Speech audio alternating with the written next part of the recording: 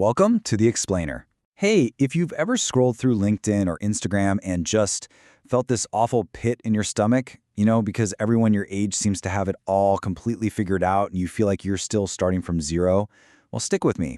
Today, we're diving into the late bloomer paradigm, exploring some incredible data and psychology that proves that people who succeed late in life are not the exception to the rule. They're actually proof that the rules we've been taught were entirely wrong. Do you feel like you're running out of time? Wow, it's a heavy question, isn't it? But look, it's totally natural to have this anxiety about being behind. Society constantly breathes down our necks with these invisible deadlines for when we should have our career, our finances, and our lives completely locked in. But I want to create a little immediate cognitive dissonance for you right now, because some of the most highly successful people you know absolutely shattered this timeline. 65. Think about that number for a second. When Colonel Sanders was exactly 65 years old, he was dead broke. Living off a tiny $105 Social Security check. It was only at that age, an age when literally everyone else is retiring, that he started KFC. And how about 40? Vera Wang didn't design her very first dress until she was 40 years old. Morgan Freeman? He didn't snag his breakout acting role until he was 52. The big takeaway here is that late bloomers aren't just, happy accidents or rare lottery winners. They actually represent a completely different, highly effective path to success.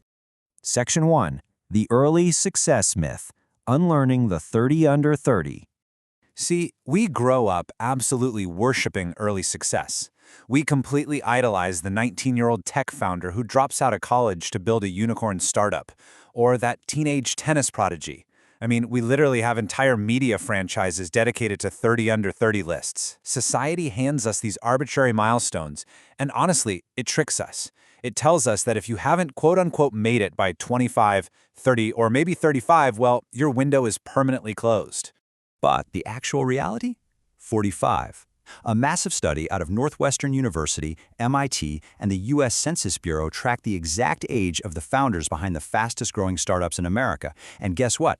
The average age was not 25, it was 45. In fact, the founders who were most likely to build wildly successful companies weren't in their 20s at all. They were in their 50s. So why on earth does the genius is young myth stick around when the data completely contradicts it? Well, because early success is loud. Early success is quiet. Wait, scratch that. Early success is loud and late success is quiet. A 19-year-old billionaire makes a super flashy headline because it's novel, but a 50-year-old building a massively profitable company, they just get quiet results, and that doesn't exactly make for a viral headline. Section 2. Two types of intelligence. What's actually happening in the brain? To really grasp this, we have to look at the incredible work of psychologist Raymond Cattell. He broke human intelligence down into two distinct categories. The first one is fluid intelligence. This is your raw processing speed, your ability to solve brand new problems fast, and basically why teenagers can somehow memorize a complex TikTok dance in 5 seconds flat. But here is the catch. Fluid intelligence peaks shockingly early. We're talking late teens to early 20s. This perfectly explains why certain athletes, chess prodigies, and mathematicians break world records when they're so incredibly young. They are running on peak fluid intelligence. But then, we have the second type, crystallized intelligence. Now, this is your accumulated knowledge, your deep pattern recognition, your nuanced judgment, and that rare ability to connect seemingly totally unrelated ideas across decades of experience. And here's the absolute secret weapon of the late bloomer. Crystallized intelligence doesn't actually peak until our 40s, 50s, 60s, and even into our 70s. When we compare these two directly side by side, we realize a pretty profound truth. Late bloomers are not succeeding despite their older age, they are succeeding because of it. Think about it. Every single failed relationship, every job you had that just didn't work out, every business idea that flopped, none of that was wasted time. For a late bloomer, that was all just data collection. It was training. Their brains were quietly behind the scenes building this unstoppable pattern recognition that relies entirely on crystallized intelligence. Section 3. The Prodigy Trap. Why being a gifted kid can actually backfire. Author Rich Karlgaard spent years studying the personality traits shared by almost all late bloomers, and he found something fascinating. They overwhelmingly share a very specific psychological profile. As kids and young adults, they had really low early conformity, meaning they just didn't fit neatly into the system. They got bored in highly structured environments, they didn't test particularly well, and they usually weren't the gifted kid in class.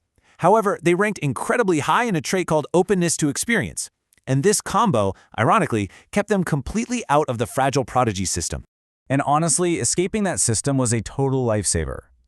Let's look at this concept from Stanford psychologist Carol Dweck, fixed mindset fragility. You see, when a kid is told they're a prodigy at age 10, they often build their entire identity around being special and innately talented. So when reality inevitably gets hard later on, that identity just shatters. They start avoiding challenges because they're terrified of losing that gifted label. Late bloomers? They never had that label to lose in the first place. Instead, they built a durable, resilient growth mindset forged through actual messy struggle rather than empty praise. Section 4. Forging Grit and Armor. The Neuroscience of Survival. Angela Duckworth is the brilliant researcher behind the modern science of grit. She discovered that passion and perseverance for long-term goals predicts success far better than IQ or pure talent. And she measured this across vastly different domains, from West Point cadets to spelling bee champions to high-stakes sales teams. The result was always exactly the same. Grit simply outpredicts innate talent, every single time. For late bloomers, grit isn't just some cheesy motivational poster in an office. It is a biological adaptation. It's literally nervous system armor. Late bloomers have had to survive rejection, financial hardship, endless comparison to peers, and profound self-doubt for years, sometimes decades, before their big breakthrough. By the time success finally arrives, they don't just have skill. Their nervous system has been fundamentally trained to keep pushing forward even when absolutely nothing seems to be working. Section 5. The invisible compounding effect. The Valley of Despair. Look, even with all that armor, the waiting period still hurts. If you are in those waiting years right now, your feelings of frustration are totally valid. Psychologists actually have a name for why this hurts so much: temporal discounting. Our brains are literally wired to overvalue immediate results and severely undervalue long-term compounding. So when you are 3, 5, or 10 years into building your career, your art, or your business with zero visible payoff, temporal discounting makes your brain absolutely scream at you that it's just not working. But I want you to burn this truth into your memory right now. Compounding is invisible until it isn't. Compounding in your skills, your relationships, your reputation, your knowledge, it happens completely invisibly for years. And then, one day, it crosses a threshold and becomes visible to the world. People are going to call it a sudden success. But you'll know it was never sudden. Section 6. Master your own timeline. Your blueprint forward. We have 4 highly actionable steps right here to help you survive and thrive during those invisible years. Step 1. Stop comparing yourself to people whose fluid intelligence peaked early. You are simply not in their race, you're building crystallized intelligence. Step 2. Protect and train your grit. Every single time you show up after a setback, you're using neuroplasticity to rewire your tolerance for failure. Step 3. Resist the labels of special or not special. Both are traps that just lead straight to fixed mindsets. And Step 4. Focus on direction, not timeline. Remember that icons like Stan Lee, Julia Child, and Samuel L. Jackson? They didn't know they were late bloomers while it was happening. They just thought they were ordinary people who hadn't given up yet. The window of success that most people are told they need to fit into, it was designed for speed, not for depth, and certainly not for lasting mastery. If this explainer brought you some clarity or a bit of hope today, I invite you to explore more of our content, because your timeline was never broken. It was just running on a different clock. So the only question left to ask yourself is, what amazing thing are you uniquely prepared to build now that you know you actually have the time to build it?